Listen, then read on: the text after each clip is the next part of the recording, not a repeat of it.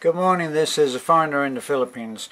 Well, I'm looking at some of the comments on our last batch of videos, and ooh, there's a spooky one on there for you. It talks about this is the inevitable, unending division between religion and science. Anything scientific can't be right. You either believe in creationism or you must believe in Darwinism, and there's no in between.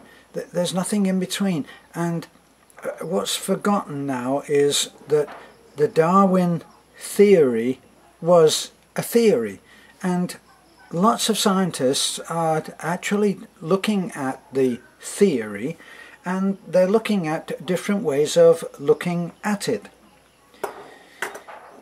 There is much evidence to show that this gradual evolution of life on Earth, where it came from, I don't know, a speck of dust or whatever it says that it came from, and then gradually grew legs and then started swimming around, and then it managed to get onto the ground to play basketball. Oh no, sorry, I'm being irreverent here. But there's either that, or you are into religion. You are that God did this and God did that, and it all happened in a certain way. And if you don't believe in that, then well, then you must be evil. My critic in this particular case said, well, it's easy to see where the evil Terence emerges and where the good Terence ends off. So the good Terence is the one that wants to be baptized, that is a believer in a Christian way of life, that follows the rules or the teachings of Jesus Christ. And the evil Terence,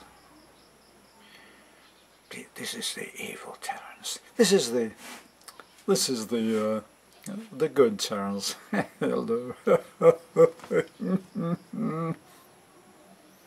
And then I take the potion. It's a green potion. It bubbles and bubbles, and it's got smoke coming from it. And then my Spencer Tracy eye comes up, and then I become the evil Terence. And I talk about things like cosmic families, and dare I say it, I'm not sure I can even say the word, but it's called reincarnation. Maybe it's all happened before. Maybe there's a lot of things have happened before. Maybe Darwin had an idea and he had a theory.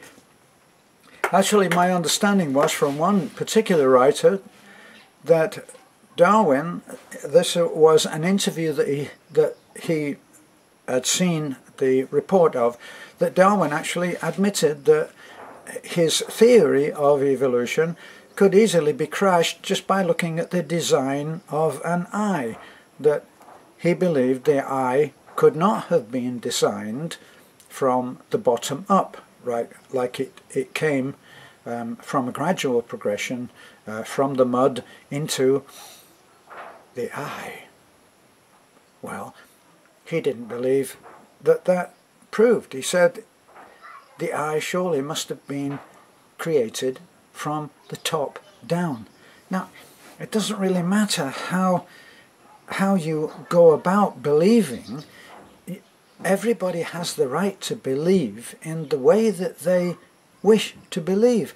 It's one of those things. And the good old the good Terence and the evil Terence live in the same place.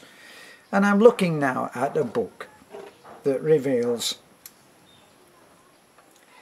he says, today the Darwinian theory of evolution stands under attack as never before.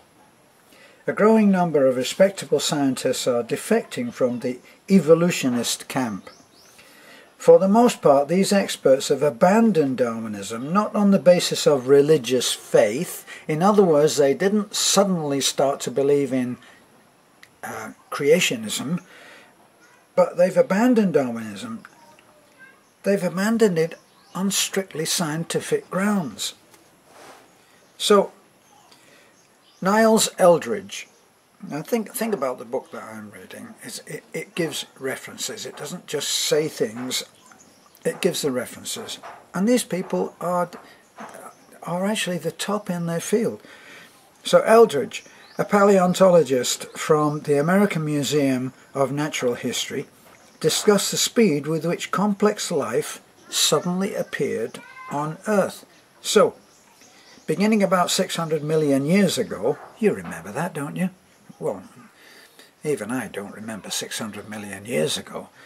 Well, anyway, all over the world, at roughly the same time, thick sequences of rocks, barren of any detectable fossils, are overlain by sediments containing a gorgeous array of shelly invertebrates, trilobites, brachiopods, mollusks.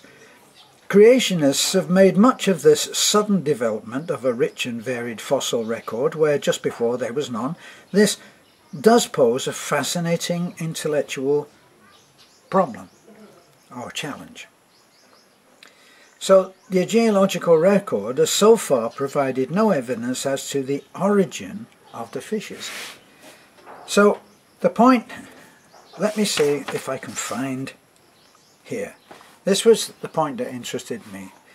26 million year cycle and the 62 million year cycle adapted from Ramp and Sapowski.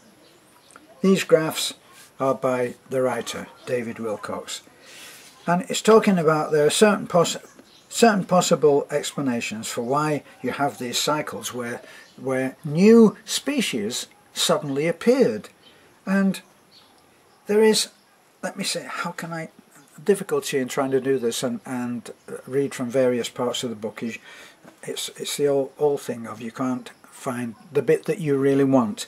But anyway, in a Daily Galaxy article originally from 2009, Muller seems to be closer to winning the bet.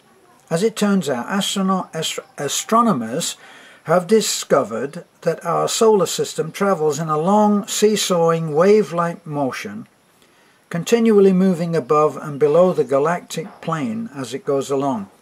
One complete cycle of up and down movement takes approximately 64 million years, suspiciously close to the 62 million year cycle discovered by Muller and Rode. Now, Muller and Rode apparently discovered these sudden, what appeared to be inexplicable creation of life. So where there was nothing in the fossil record, suddenly you have all of this life that suddenly comes about. So my point is that the good Terence and the evil Terence can be reconciled into two. That at some point or other, I always try to put forward this idea, and I'm not sure that it ever flies, but it's one of those things. I'm a stubborn old fart and I keep putting it forward. It seems to me that at some point in history, the I don't know who it was, the Pope or the religious bosses got together with the scientific bosses and said, look, why don't we split the field? Let's not argue. We can have dinner and be friends, but we don't have to get onto each other's turf. So we'll take the religious and you take the scientific, and never the twain shall meet. And it seems like they did it in almost a mafia style. You know, when the mafia bosses get together and they say, why don't you take the Bronx and we'll take that kind of thing, where they divvied up the field.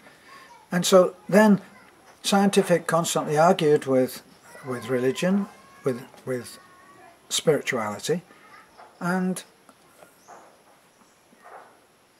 the religion, they kept off the scientific, and they opposed each other. In fact, they did go into competition.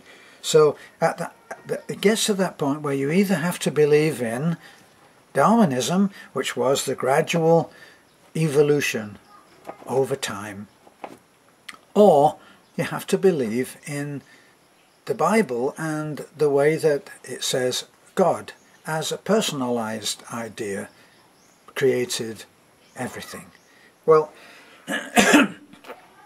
in the book that I'm reading, or have been reading for quite a long time, it's called The Source Field Investigations. And I quote this book because it's not just one writer. This is a collection of research by various eminent scientists in their field all over the world, and they've investigated all kinds of things. And what the writer, and I'll show you the book as I always do. Look, it's a pretty battered book because it's been battered by me picking it up and throwing it down and opening it and folding out the page and all of that, because I've read all of these various bits of scientific research.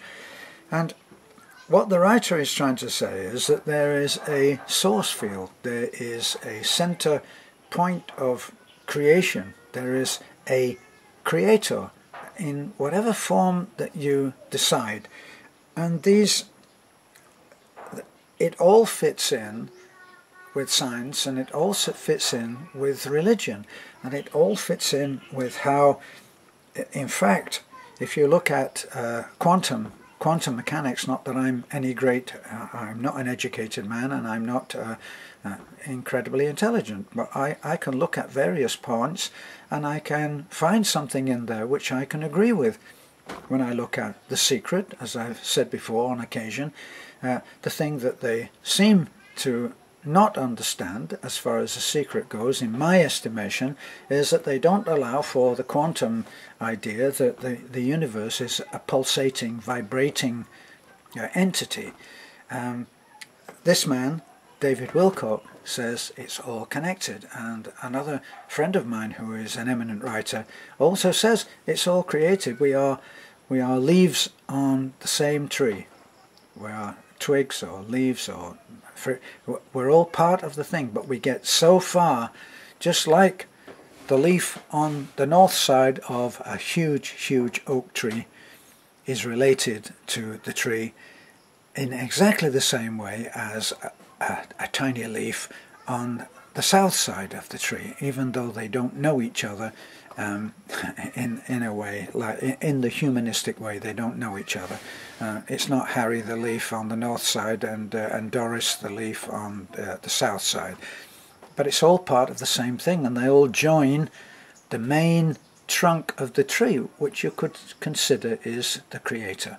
So I will, as my good side, the good side of Terence. This is the good one, like this. I mean, who could doubt that this place is all good against the evil side, which keeps on talking about science and reincarnation and other terrible things. It actually all joins together in a way that probably it's just simply that we don't understand it at the moment. As far as my understanding goes, Newton never ever quite got it together so that he could explain it in the same way that Einstein did. And those two theories have never quite gelled together. They're still trying to make it into one unified field, which Einstein always believed that there was a unified field, as far as I know. This ignorant man here, the evil one. You're not evil. Who told you that? Thank you, dear. You're ruining my my little play acting here. Okay. Look. Yes, dear. Since we married Terence, from the very beginning of our journey until now, he changed a lot. You know, and I could testify it that he changed a lot to a good, better person. You know. Did I change to this nice one? Yeah. You've got to love me, haven't you? He changed a lot to a better person, and before there's a belief before that now it's a little soft, which in line throughout, which a little or more than a little in line on what I believe. But this man here, in front of you, is a good man with a good heart. Of course I am. Well, this has been a pleasant chat. Thank you. We brought the both sides together, me and the other one. Okay, so there's a foreigner in the Philippines. Thanks Please for listening like, to my comment, and waffling on. subscribe. God bless. Yes, dear. Thank you. Bye for now.